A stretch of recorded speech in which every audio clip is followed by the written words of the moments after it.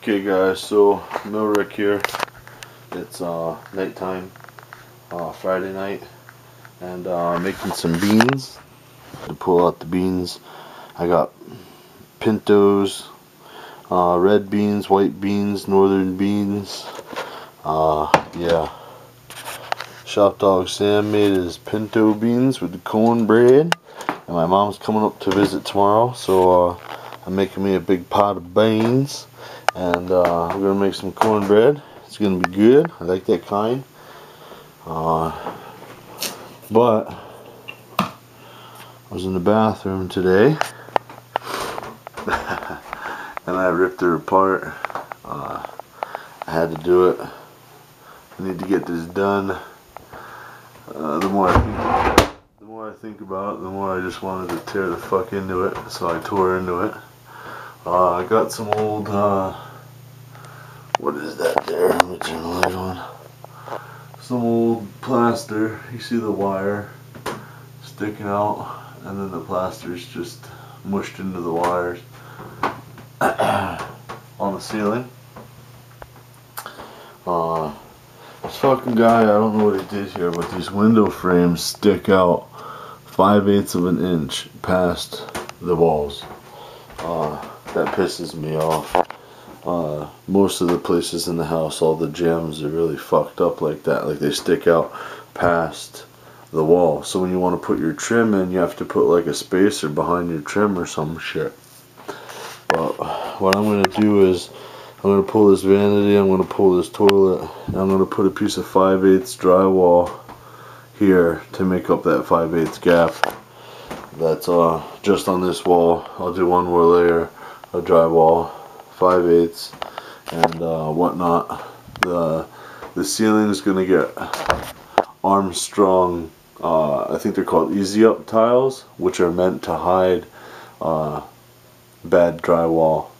And they have an easy lock system somehow with grids that it just sticks up, or you can glue them directly to the ceiling. I don't know. I haven't decided how I'm going to do it yet. But they're really nice ceiling tiles. With like a swirl design on them. And I'm going to put in a new shower surround, like I had said before, and finish off this corner and whatnot. But I'm going to have wainscoting or beadboard that goes up to the height of this mirror, which is right at 51 inches. And I'm just going to do that all the way around the room with the beadboard, and then put a chair rail on top of the beadboard. That'll be painted, and then I'll have drywall from there up. But I had to rip all that wood out of here for sure. Tomorrow I'm going to get flooring. I'm getting the that snap-in laminated flooring stuff. I'm gonna get that for in here. I'm gonna rip up this old flooring, and I don't know, I gotta look up online how thick the laminate flooring is. I think it's like 3/8 of an inch. So if this is 3/4 of an inch and that's 3/8, I'll get a piece of plywood to put down to make up the difference for the level of the floor. But I'm gonna rip all this. I'm gonna rip this out, the vanity, just out of my way for right now, and then I'm gonna rip up this floor, put down plywood, start putting in the new floor, remove the toilet. That way I still have a toilet if anyone has to go to the bathroom while I'm doing this side. And then rip the toilet out, finish that side, put the toilet back in, so hopefully we'll only be without a toilet for like 2 hours. And then I'll have a floor and a brand new toilet in tomorrow. So we'll see how that goes. But I had to dig into it. The more I sat there and thought about it, the more I just said, fuck it, we're doing it.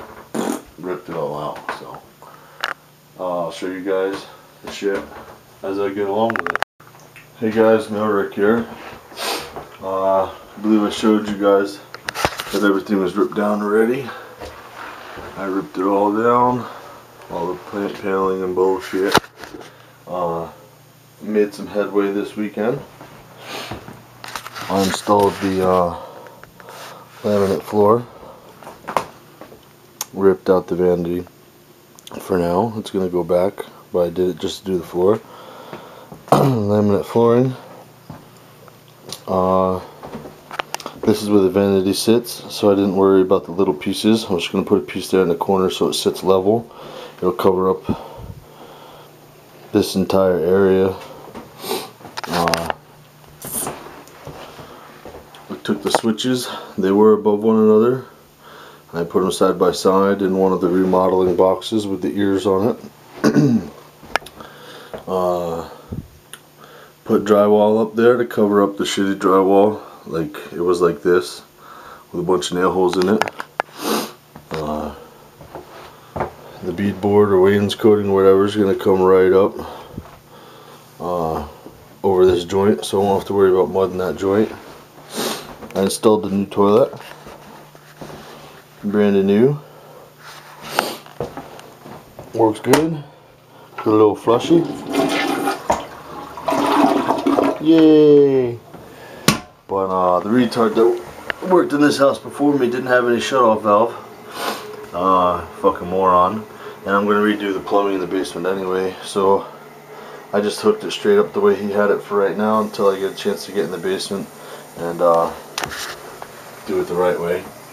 But I have to rip out this toilet and put it back in anyway. I gotta move the toilet flange forward because this tank is slammed right against the wall and I need room behind there because I really want to put another layer of drywall over top of this drywall so I don't have to mess with, like, there was a receptacle and I don't have to mess with all these nail holes. I really don't want to have to skim this whole wall with drywall, with sheet. I don't want to skim this whole wall with spackle because that would just be a nasty sanding party.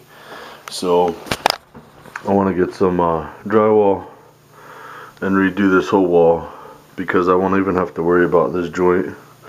All I'll have to worry about is a couple of screw holes, which most of them will be in there, which will be hidden underneath that joint, and around the window, which will be hidden by a molding, and then in there. So all I'll have to worry about is this joint and this joint for spackle. And I'm going to put in ceiling tiles. I'm going to put in like furring strips across the ceiling, and I got some of these Armstrong tiles.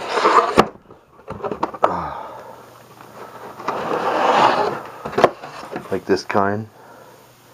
And I'm going to staple them to the furring strips on their flanges, and then they all interlock together like tongue and groove almost. So that's going to be the ceiling, and with the furring strips the ceiling is going to come this far down, and I'm probably going to put like some kind of a quarter round molding or something up at the ceiling line so I won't have to worry about a ceiling joint. All I'll have to worry about for spackle, like I said, this corner and this corner, that's it, which would be great. I'm also going to put more drywall all the way to this corner and down next to this tub. I got to rip out this surround because the idiot that was here before made the tub a ½ inch away from the wall, so he actually put in 2 pieces of drywall to make up for it. So what I'm going to do is rip off this tub surround, rip off this piece of drywall that he put in to make up the room, and actually just double layer the entire wall all the way over so it'll fill in that ½ inch gap and it won't look fucking retarded. And then I'm gonna go to there with the new drywall and probably stop. The new tub surround has like a big lip on it like that, so it's gonna stick out about that far away from the wall and come down. So then after I get the tub surround in, I'll probably put another piece there and another piece here above, you know what I mean, to cover up the flange or whatnot. I'm not going to do any drywall work up here until I'm ready to do the tub surround. That way I can rip all this out, rip this plumbing out, redo my plumbing, put in the tub surround and see what I have to work with then, and do the drywall before after I do the tub surround and see how that works. Because I don't know until I get the tub surround. But yeah, I know laminate flooring is not supposed to be used in an area that gets wet, blah blah blah blah blah, but we always use a bath rug and usually dry yourself off in the tub. Not needed to know information really, but we always have a rug there, so I'm not really worried about the floor getting wet. And if it does, we'll see how long it lasts, you know. Doesn't bother me any.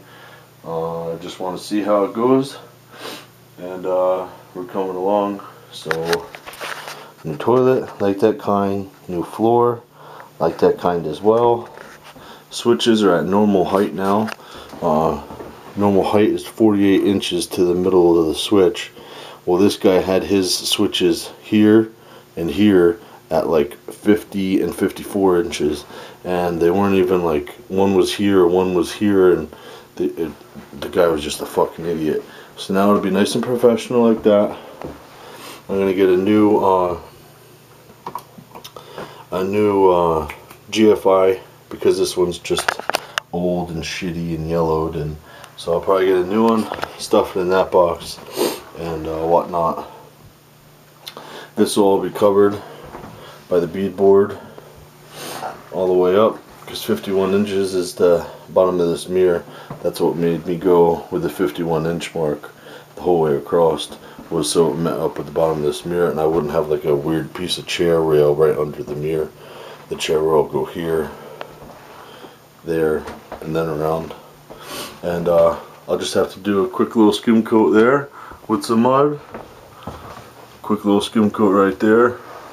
Like I said, the corners, and it should be pretty simple. But yeah. So that's where I'm at, and I'll bring you guys back when I get some more shit done. Later.